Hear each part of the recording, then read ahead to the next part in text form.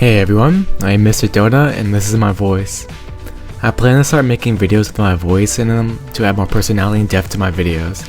It also allows me to make more relevant edits to my videos, and I just want to touch upon the current meta and give my honest opinion on what towers need a buff, nerf, whatever needs a rework, and where I think each tower places in the meta. Feel free to disagree at any point. My tier list isn't 100% accurate, and I like to hear my commenters' opinions. Alright, and let's just get right into the video.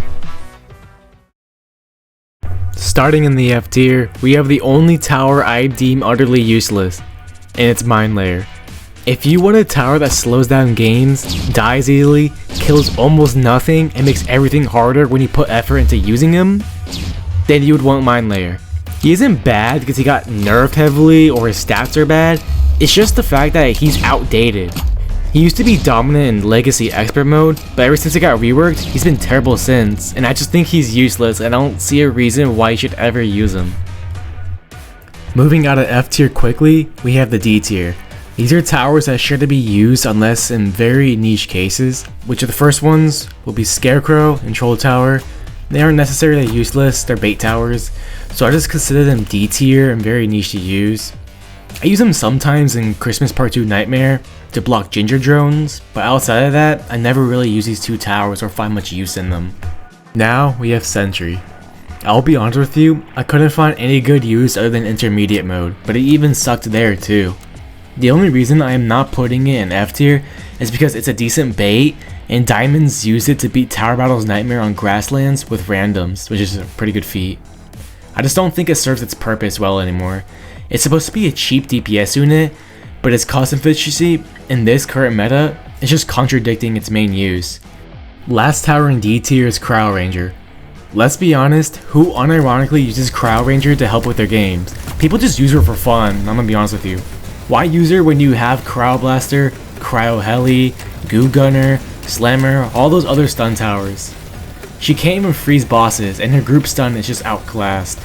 And she isn't terrible. Again, she's just outclassed and not useful when you have all these other stun towers to use. Like, Slammer can do splash stun just like Cryo Ranger can do, but does it way better. Goo Gunner can do the same thing, but also does it way better. She's just outclassed. Entering the C tier, these are towers that are okay or decent. They have somewhat niche use cases, but it won't hurt to add them to your loadout most of the time. The first one is Warship. It's a DPS heavy splash naval tower.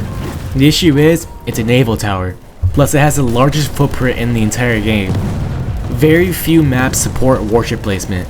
Some limit warship placements to even just one ship, but it's good when you can use it. But it's really only good in late expert and endless mode. Just don't use it unless you're on those two modes on a map with warship support. Next is Ranger. Now hear me out, this guy can solo intermediate mode. That is insanely good for new players, as they can literally skip easy mode and just go straight into intermediate mode to grind gold much faster.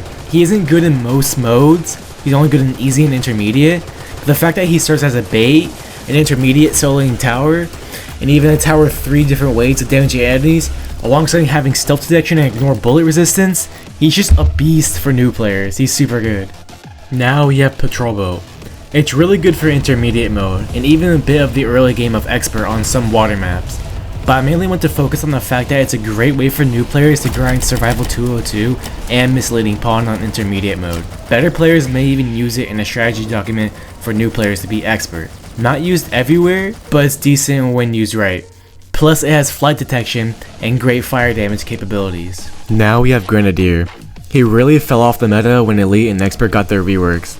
People will just use Slammer over him for splash damage, and I don't think he's necessarily D tier bad though. His stun on his bottom half is actually pretty good for grouping enemies and slowing them down. Next is Icebreaker. She's quite good at freezing groups of enemies that are close to her, and she's able to freeze certain enemies as soon as they are spawned. The reason why she isn't as good anymore is because her freeze and placement limit got nerfed, and she can no longer stack ice crystals to freeze certain bosses, since most of them spawn after some initial enemies. So for example, if you stack ice crystals on MK2+, you can't because wave 41 is Titan Rush spam and it'll just destroy all the crystals. Try it on Destructor, you can't because some enemies may run through the crystals before he spawns. but she still destroys Void Apex Predator and is good against freezing groups of enemies, which is why I don't think she's horrible. Now we have Missile Trooper. He's actually really good at DPS against things like Cyber Dragon and the Eradicator MK1, and his bottom path is actually pretty good at splash damage, especially when set to random targeting. The reason why he's C tier is because there's just way better options to use than him. At least newer players can pick him up to help with single target DPS against some of the more weaker bosses that they struggle against. Next is Cryo Heli. It's too vulnerable to attacks to be ranked any higher. Like, imagine investing over 200,000 cash into it and it just dies to a couple of attacks. It's also a niche tower, you really don't need it most of the time. However, it provides a 40% damage intake increase to frozen enemies. Plus, when it's attacking bosses that cannot be frozen by it, they will flicker with that 40% damage intake increase, which can help towers with high fire rate do extra damage and flickers. Now we have Artillery. It's sad to see one of the first OG towers in such a bad spot in the meta. It was mainly balanced as a micro heavy splash tower for the legacy modes, but it never received good buffs, and now its splash is pretty weak for the late game in the main modes. It's somewhat useful in the main modes for small reasons, but only in the early game. Also, it's good in Tower Battle's Nightmare though, which awards a lot of gold. Next is Zed. This tower usually can just be replaced for better towers, which is why I am ranking it C tier. It was gonna be B tier originally, but I had a discussion with Hyoka on Discord about it, and he managed to convince me it could just be replaced most of the time. It's still good if you use it though. It's essentially passive DPS in your loadout, and it also serves as a good tower to catch leaks. Last in the C tier, it's Golden Mine Layer. This guy is insanely good for endless and impossible maps, but endless is a mode that should be taken seriously in my opinion, thus making Golden Mine Layer not as relevant in my eyes. Impossible maps aren't played that much either, making him not the most relevant tower. His top half, if used right, can actually be a better version of Artillery, which gives him a skill cap that a lot of players are not going to care about since he's honestly pretty replaceable. We are now in the B tier. These are towers that are more relevant than C tier towers, and are usually a good pick for your loadout. The first tower is Cryo Blaster. This guy is the best of all the cryo towers. It's the best pick for freezing nature bosses, and he's especially required for impossible maps. He's good outside of impossible maps as well since he has really good range. He's usually going to be a good pick for your loadout if you need the free stuff. Next is XWM Turret. Oh, how the mighty has fallen. She used to be the S tier overpowered, literally the best DPS unit in the game. But she got hit with a nerf no other tower has received, and that's dynamic pricing. Every new XWM you plays gets more and more expensive, making her already bad cost efficiency even worse as you get more of her down. That nerf makes her top half absolutely terrible. You're paying 110k cash, plus whatever extra you pay for each new XWM for only 1100 DPS. That's horrible. She would be D tier if it wasn't for her bottom path not being affected by the pricing as much, as its splash and range is crazy. She can also rebuild herself, make it so that the bottom path is extremely hard to kill, which leaves enemies vulnerable to constant XWM damage. Next is Toxicnator. This guy is almost always going to be a good pick. His top path is really good at destroying hordes, but what I am more focused on is how versatile his bottom path is. Putting an extra 30% damage boost on tanking enemies and a 10% damage boost on bosses is always welcome. It's just extra damage for your entire loadout. It's a very solid tower. Now we have Sniper. He used to be pretty bad in my eyes. There wasn't a big reason to use him back then, but ever since his placement costs got reduced, gained stealth on top path, more open maps released, and the Elite rework plus Expert rework came out, he's actually been pretty useful. He's really good for new players to beat hard modes on open maps with. Next is Shotgunner. This guy is insanely strong for shredding hordes. He can unstun your towers too, which is great for impossible maps against Eradicator. For example, Eradicator enters rage and stuns everything. That can stop your DPS and cause it to unfreeze since crowd towers are stunned. But if you use the unstun ability, that's all fixed. Now we have Operator. I feel like he's slowly getting worse and worse over time as new modes release. He used to be good in Legacy Expert and Legacy Elite, but now he's horrible in them. I guess it puts him in the spot he was meant to be, and that's essentially a stronger ranger for easier modes. It's just weird to see him go from A tier back then to B tier. Next is Laser Gunner. He used to be dominant in Legacy Expert, but now he's more of a support tower if you get what I mean. His DPS is quite lacking, but the crowd control and stun capabilities of his top path is really good. His bottom path even got a buff back then to be able to reveal stealth enemies from level 3 instead of level 5 only. He's just more support based rather than serving as a strong early game DPS tower like he did in the past. Next is Juggernaut. This guy is very basic. He's a high fire rate DPS tower meant for shredding tanking enemies, hordes, and bosses. The only issue is his low range, but he's still going to be a good pick most of the time, because now there's better options to choose from. Next is Armored Factory. I just feel that it's a very simple spawner. It spawns tanks and Bradleys that do good damage, and it's really hard for me to explain it, but it's not bad nor is it super good. I just think it's quite a solid tower. We're now in the A tier. These towers are almost always a great pick. They're the meta option most of the time, and every good loadout is probably going to have at least one of them in it.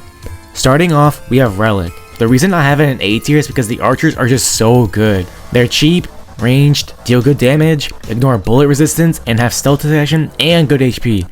Plus, the overseer is just really good for catching leaks. Now we have Railgunner. This guy is the boss shredder. He's going to kill every boss for you, and he's going to be good in almost every single loadout. It's very simple. This guy's just really good for killing bosses, and he's always good at it. Now we have AA turret. A lot of these A tier towers are just simple yet highly effective. This tower is another example of simple yet effective. It shreds air units, and most modes now have air enemies. Next up is Barracks, another simple tower. It has stealth detection scouts that deal great damage, riders to tank, missile troopers for splash, basically everything a new player would want. Plus it's a spawner tower, which makes it easy to use. Next is Mobster. This is a spawner and eco tower put into one tower. His top half is quite nice, but what truly makes him super good is his ability to put bounties on enemies and make you really good money for his cheap price. Now we have Ghost. She can be used in every single stage of the game. Early game DPS, stealth detection, flight detection, and late game DPS. Just a very strong tower that might need a nerf to her drone ability. Next is Flame Trooper. This guy is really good the entire game as well. He can shred hordes, blast enemies away with his ability, deal passive fire damage, and make enemies take 20% extra damage. He's always a good pick for your loadout. Next is Golden Ranger. There isn't much to say about him. He's just a really good high-end DPS tower that's really good in the early game as well. You'll mainly only use him for expert mode and some event modes, but that still makes him a really good pick because of how good he is in them. Now we have Machine Gunner.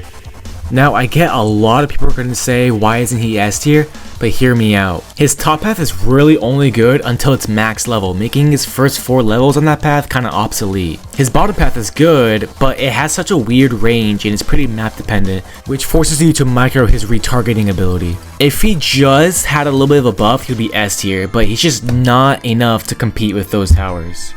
Last in the A tier, it's Jet Trooper. His bottom path shreds the early game of expert with its splash and fire damage. His top path is also good for stealth enemies and dealing decent damage. His global flight ability allows you to defend very cheaply and stack up farms, which is why he's in the A tier. We are now in the S tier. These towers are good nearly everywhere. I'm talking they need good nerfs to tone them down. First in the S tier is Medic. This guy makes your towers have way too much survivability. He can even make some of them invincible to stuns and damage. He can also triple the damage of a buffable tower, which is stupidly OP. Next up is Commander. He provides a range buff, damage buff, an airstrike ability, another damage buff ability, and a summon APC ability. His range is huge as well, making his buffs spread out far and wide. He's one of the best support towers in game. Now we have John. Who would have guessed that the creator's self-insert is the S tier tower? Anyways, he's overpowered because of his insane cost efficiency. His bottom path doesn't need much explaining, it's completely overpowered. Plus, his John Rage ability provides one of, if not the highest damage increase ability in the game. Next is Slammer. Her stun capabilities, splash damage, and grand slam ability make her incredibly strong. Her cost efficiency is very good, and she can even stun bosses with her ability. Now we have Goo Gunner. She's essentially a better slammer. Actually, a way better slammer. She's like a third of the price and has more range, better stun capabilities, and can hit more targets over time. She's completely busted. She even shreds the early game with her damage and goose bladder ability that summons goose spawns, especially in expert mode. Next is Combat Drone. It's probably the best tower in game in the right hands. Headshots ignore resistance and deal triple damage. Normal shots deal double, and passive drone deals base damage. It can slow down enemies, make them take extra damage, stun them, shoot missiles, drop bombs. Like, this thing is the jack of all trades for any mode. I don't have much to explain for EDJ. She's the best support tower in the game. She gives you discounts, fire rate buffs, an ability, range buff, she's just OP. I also don't have much to explain for Golden Juggernaut. He has the highest DPS of any ground tower. He's really OP with crits because it gives him around 6,000 DPS or something. He can also ignore stuns with his reboot ability, which is way too strong. Helicopter has global range and does crazy damage. It can shoot missiles, it can detect air, it does splash damage, it's just really strong. It's quite expensive, but the fact that it can pursue and has global range pretty much makes up for it. It can also stealth itself on its bottom path, but I honestly prefer the top path. Now this isn't ranked in order, but this is in my opinion the best tower in the game. It's Golden Mobster. Each Golden Mobster will make you hundreds of thousands of dollars each game. It also can detect air, does really good damage, has insanely strong summons, and ignores golden resistance. It's just so OP, it's one of my favorite towers. Hey, I hope you enjoyed this video. Feel free to disagree with me in my comments. I'm open to criticism, but just know that this video is just my opinion on the meta. Ask some common questions people may ask in the pinned comments. Consider subscribing. I would really appreciate it. Have a good day.